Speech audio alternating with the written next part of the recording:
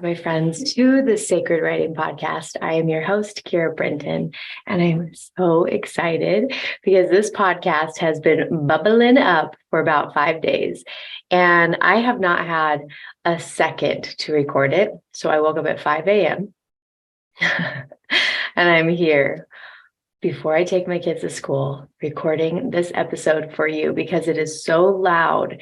It is so important. And I believe that this episode could actually change the success of your business. So yes, I am a sacred writing coach. Yes, I am a book medium.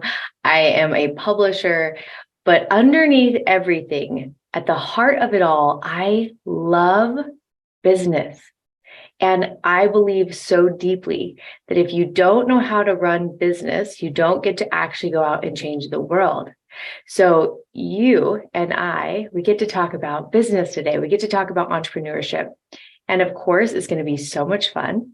And of course, it's going to be layered and flavored with spirituality, because that is the only way I run business. So are you ready? I'm so excited. So we're going to start off with a story. I love stories because they actually go into the subconscious mind. And you may understand something consciously, like I may teach you principles and steps and how to do something, and that's at a conscious level. But when I teach you a story or a parable, what happens is you actually learn it at a subconscious level, which is why when I help people write books, I always invite them to tell stories along with principles. The stories help someone actually understand it at a deeper level in their body, allowing them to remember it. So if you were to think back to some time in your life when you were learning something and you were taught principles, but then they told you a story that was the example of those principles, you would always remember the story first. That would then teach you the principles that you were learning. This is how we write books. This is how I'm going to podcast with you today. Okay. So on Friday, I got my very first tattoo. And I would say that is one of the boldest, bravest things I've ever done, especially, mostly because I was raised Orthodox Mormon, LDS. And I was just so it was so deeply ingrained in me that you don't get a tattoo. Like that is something we're taught from the very beginning. And I love so much of the LDS religion, and I'm so grateful that I was taught the way I was taught. And rewiring belief systems is a heck of a journey. And for 6 years, I've been wanting to put some words on my left arm. Last week, I shared the episode where I shared my story of 6 years ago when I chose to live. And since that day, I have written words and mantras on my left arm more times than I can count. It has been a place of remembrance for me. It's been a place of like, this is where I choose to live and not choose to die. And so this idea of a tattoo on my left wrist has felt so deeply important to remind myself, one, that I lived in a time when I didn't want to, and also to remind me of how powerful and strong I am. But it took 6 years for me to unwind that belief system, and also for me to really step out on my own in this world. So this last Friday, I went and I got my very first tattoo that says Joan of Arc's words, "I am not afraid. I was born to do this." Now, one of the things I know is that when my body goes into extreme conditions, I leave my mind, and it's when my guides, my spiritual guides, my angels can speak to me the clearest, which is why I love to cold plunge. I talk about that all the time. If you follow my Instagram, I'm a big believer of cold plunging. It's the fastest way that I reset my nervous system. And it's where my angels and guides talk to me, because my body goes into a form of shock. And then I drop out of my mind and I drop into my heart so clearly that I can hear my angels and my guides. Well, what happened when I got this tattoo was that it was really painful for me. I mean, she was literally tattooing right on the veins of my inner left forearm. My fingers went numb.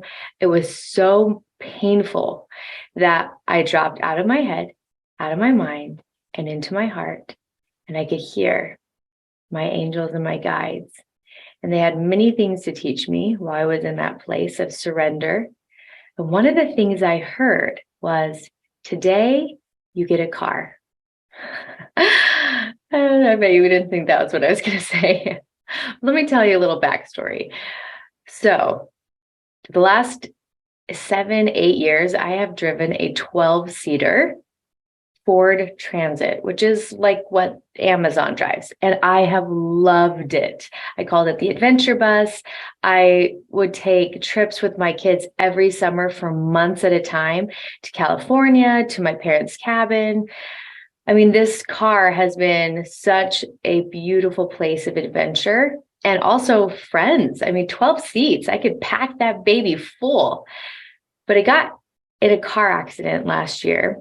I'm so grateful. My son was safe, but he was driving and a drunk driver hit him. And we didn't drive that car for 10 months. It took 10 months for them to fix our van. And in those 10 months, I drove a smaller car that I was rented out, right? They gave me a rental. And I realized that like I was over driving a 12-seater. And when my 12-seater came back, it was pretty rickety. Like pieces of the ceiling were falling off. Like I had to climb in through the passenger car door to get to my driver's seat. So I would like go to a business function and I'd have to crawl in through the passenger door. And every time I drove that car, I was like frustrated. Like, this is not what I'm supposed to be driving. This is frustrating. This is annoying. Everything's falling apart. So I've been wanting a new car, not to mention that I drive like 3 hours a day when I have my kids, and the gas in that beast is hecka expensive. So I've been praying for a new car. And also, not top priority. So when I'm getting my tattoo and I hear, today you get a car, I laughed. I was like, well, that is not on the agenda today. And like, I know how hard it is to get a loan as a self-employed entrepreneur. It's so hard, especially the way I've done my taxes. It's so hard. So I'm like, all right, angels. All right. I'll see what you guys can pull off. So I go to 2 dealerships. And the first dealership, this is the car I thought was so cool. It was the Atlas. And I loved it. And I get in it and it just doesn't feel right. I'm like, oh, it's just like, I love the way this looks, but like, it just doesn't feel right. I don't like driving it. And I say to her, I'm self-employed. And she's like, oh, this is going to be really hard to get a loan. And I was like, oh, awesome. She's like, well, like maybe call your, I have USAA. She's like, call them and see what they can do. And then like, let me know. So I leave feeling a little bit discouraged. So I go to the next place, I go to Jeep Cherokee, and I get in the Jeep, and I actually love the way it looked, but I get in it and I'm so like, oh, I don't love it. Then I turn on the blinker and it was like so annoying. And I was like, oh, I hate the sound of this blinker. But I was like, but whatever, like I can get over the sound of a blinker. It's going to be fine. So I tell him I'm self-employed, and he said, oh, this is going to be really hard to get you a loan. I was like, awesome. So I left there feeling super discouraged. Neither of them followed up with me, and neither of them really acted like they cared. That's fine. But I'm just saying this because this matters. Third dealership, I finally get to the Kia dealership, and I really, really, really wanted a Telluride, but I know they're very hard to find. One of my very deep, like very, very best friends, Amanda, she's actually been on the podcast, Amanda Loveland, she told me, you've got to get a Telluride, but they're impossible to find. If you can find one, this is what you need. So I drive up to the Kia dealership, and I walk up and I say, do you guys have a Telluride? And he was like, oh my gosh, we haven't had one in months. Someone just pre-ordered this, couldn't get financing. It's right here. And I would hear, okay, so here's another really important piece that at the Jeep dealership, they had this really deep maroon red color of a car. And I was like, who would drive that? Like, that's so loud and bold. And he just like laughed. And I was like, I would never drive that car. Okay, so ready? I say that. Fast forward, I'm at the Kia, and the only Telluride they have and have had in months, the only Telluride in Idaho is this deep maroon lava color. And it's white leather inside. And I strangely fall in love the second I sit inside it. So it wasn't when I saw it, it was when I got inside of it and I sat at the seat and I was like, oh, this is my car. It felt so right. I start driving it and I'm like, oh, like this is my car. And he didn't even tell me 90% of the bells and whistles of this car. I just loved the way I felt. And I looked at him and I'm like, I want this car. And then I said, but I can't get a loan. I'm self-employed. He's like, well, where's your, tell me about your W-2s. I'm like, no. I like write everything off. It shows that I make almost nothing. And he looked at me and he said, I will get you a loan. And I laughed in his face. I'm like, okay, buddy, if you can get me a loan, I will buy this car tonight. And he's like, I got you. This is your car and I will get you that loan. Sure enough, 90 minutes later, not only did they get me a loan, but they had everything set, ready to go. And I left that dealership in the most beautiful car I have ever driven. Yes, such a beautiful story. So excited about my new car. But why am I telling you this? Because as a business owner, as an entrepreneur, you are here to fight for those that you are selling to. Let me rephrase this. Most entrepreneurs have to sell their product, right? Most of us we don't have sales reps right away. We are the sales rep. We are the entrepreneur. We are the business mind. We're the creator. We're the fulfiller. We wear all the hats. And many entrepreneurs don't want to sell their product. Let me tell you that if you don't know how to sell, you don't have a business. If no one's buying your product, you don't have a business. So you've got to learn how to sell. But the mistake is that most people will go and tell you all the things about their business. No one gives a crap. He did not sit there and tell me every little bell and whistle about that car. Instead, he let me just experience it and feel it. And when he saw that I loved how it felt, he went to bat for me. He went and pulled strings and got me that loan.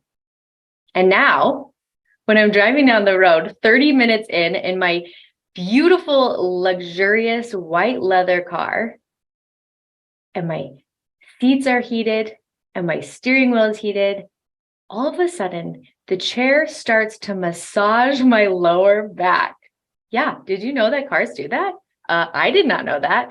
And at first I'm like, what is happening? And then across the screen, it says lower lumbar massage in process.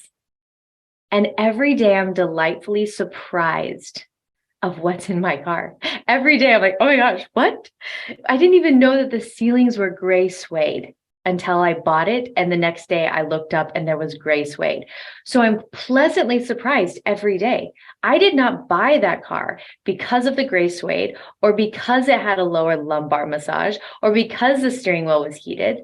I did not buy it for those reasons. I bought it because of how I felt when I got inside the car.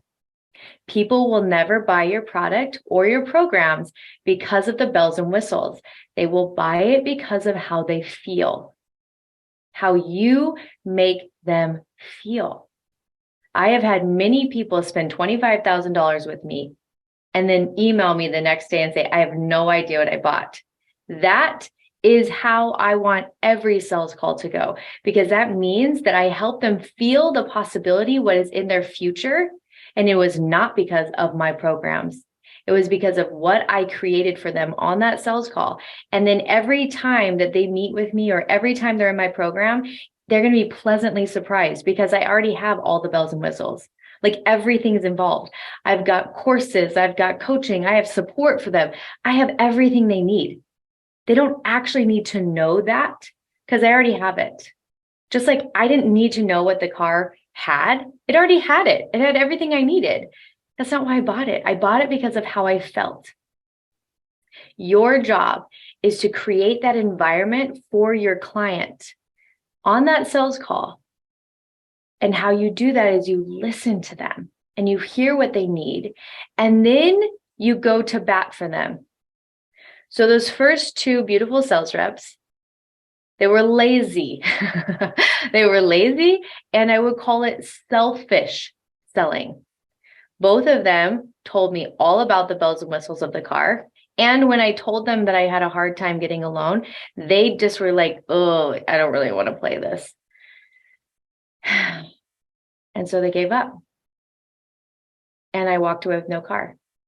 And the third guy, not only did he sell me a car that was more money than I was planning on spending and the color that I said I didn't want.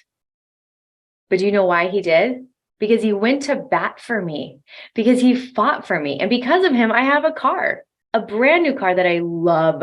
And every day I'm driving it is like literally the most delicious drive of my life because he went to bat for me. So it is your job as a sales rep of your business, of your products, to go to bat for your clients. You're going to fight like hell for them. You're going to fight for their dreams.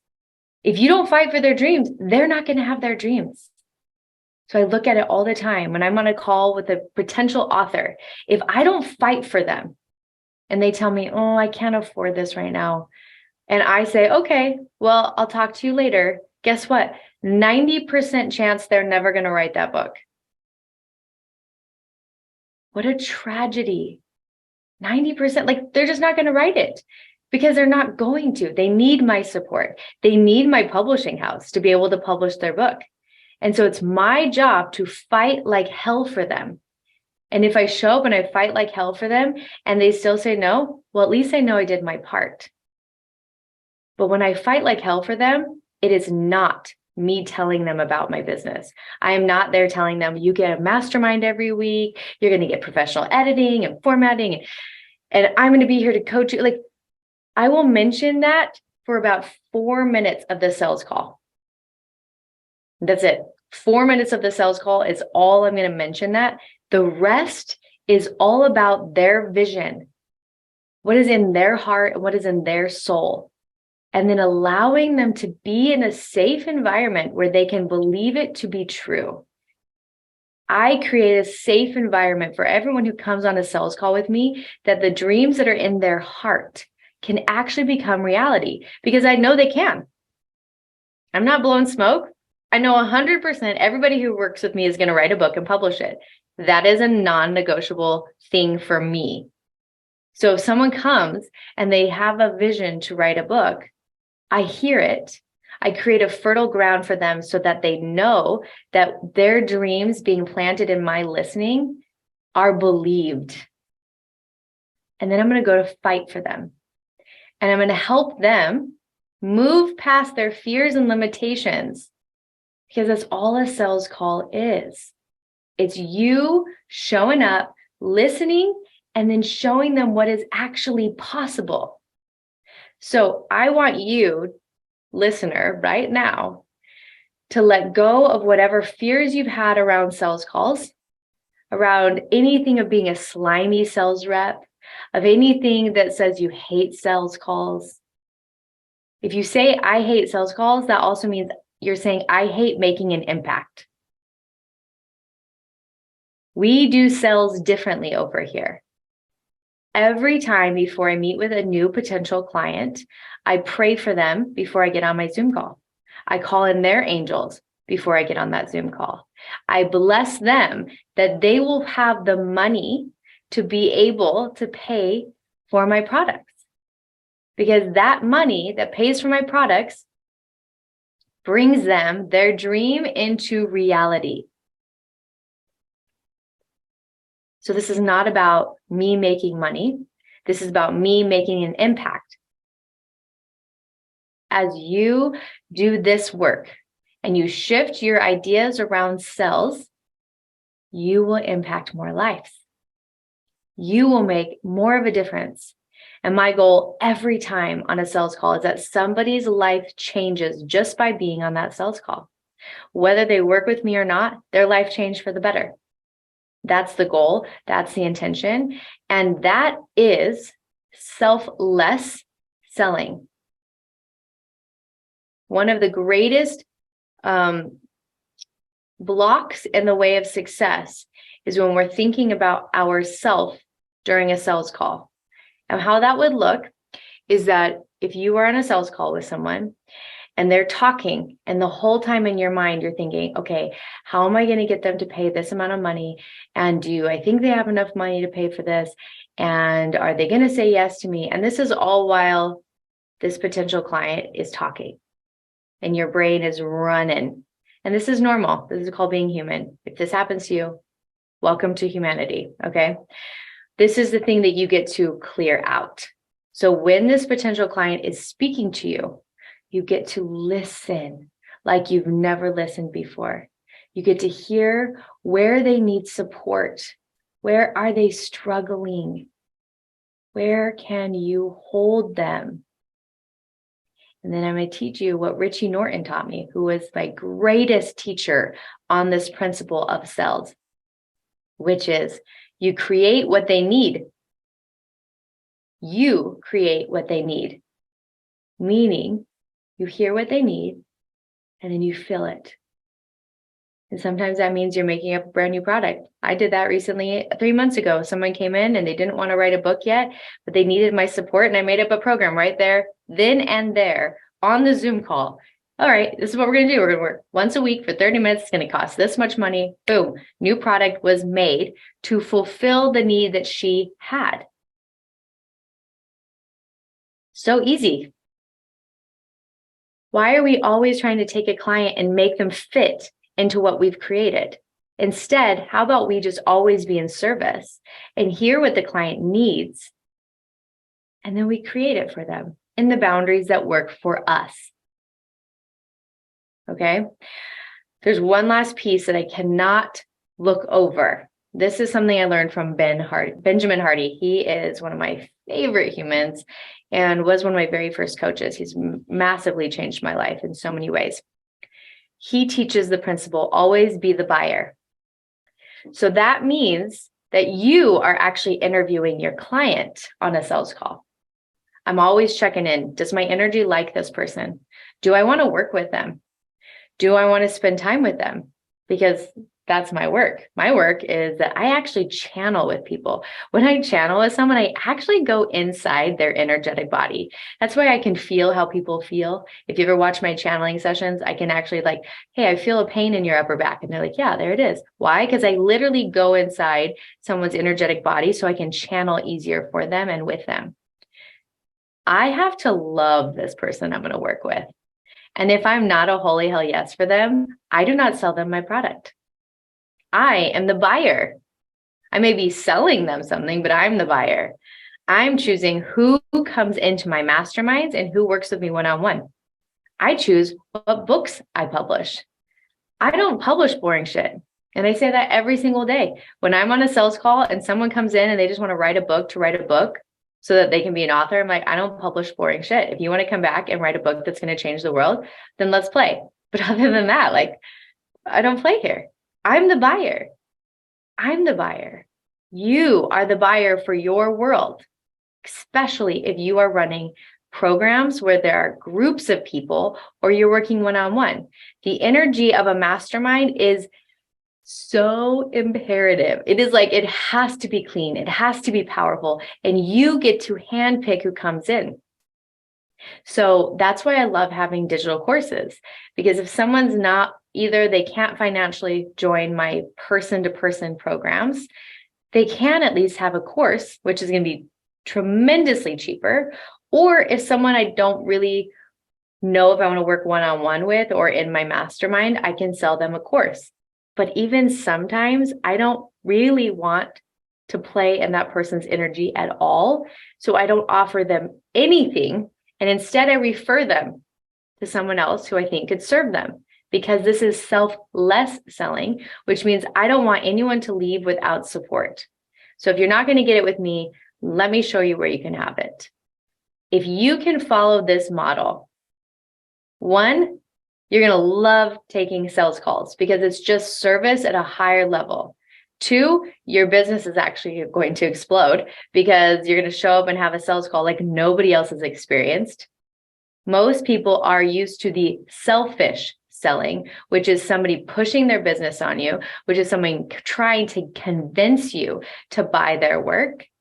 This, on the other hand, is you listening. You're being listened to as the client. You are being heard. And the way that you feel is going to guide you to purchase that program, that product. Be that sales rep. Be the car dealership who didn't bat an eye when I told them I couldn't get a loan, who literally looked at me straight in the eyes and said, I will get you a loan tonight, who sold me a car that I would have never imagined buying for the price and the color. But he went to bat for me and he made it happen.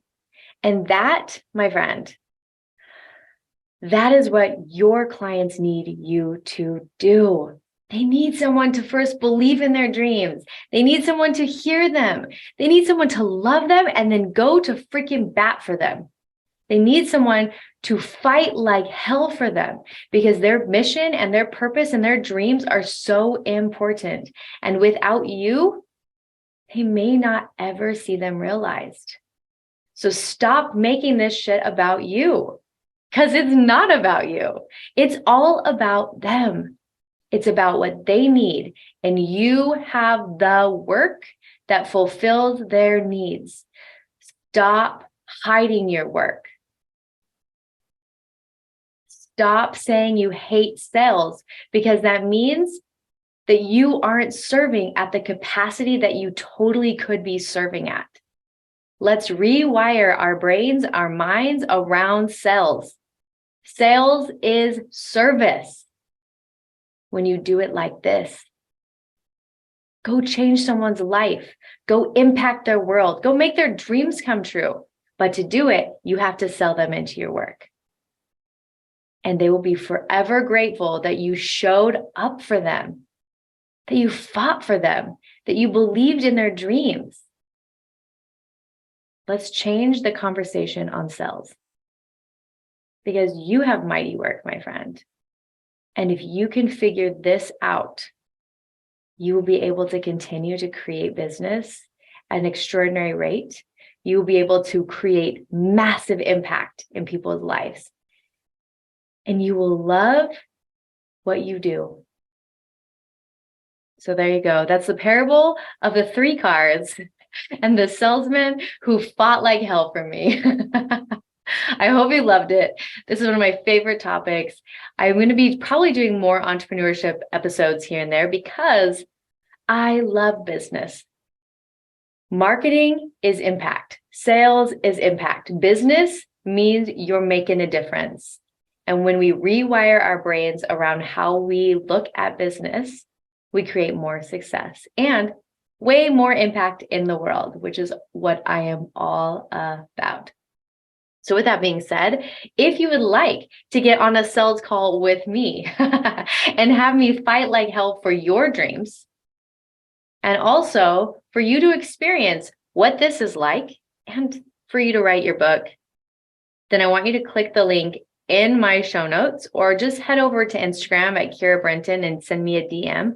I'd love to talk to you about the book that's in your heart. I would love to help you achieve the dream that's inside of you of becoming an author and spreading a message that's going to go change someone's life. And I'm so excited to meet you, to hear your visions, and to help you make that a reality. All right, my friend, have the most beautiful day. And I will see you next week on the Sacred Writing Podcast.